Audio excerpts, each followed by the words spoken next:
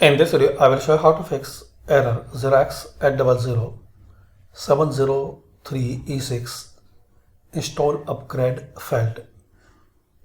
So to resolve this problem, click on Start. Here click on Settings.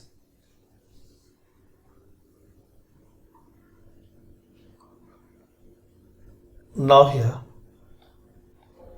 click on Troubleshoot. Click on Other Troubleshooters.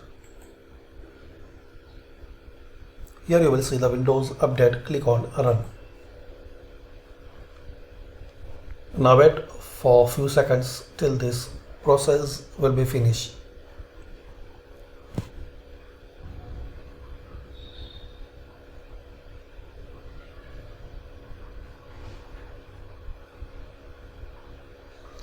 Now follow the instruction which you see in this screen. You have to restart the computer and then try running Windows Update again.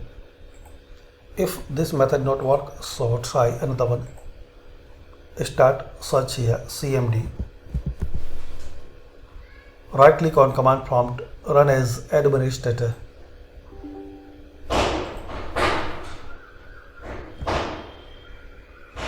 Now type here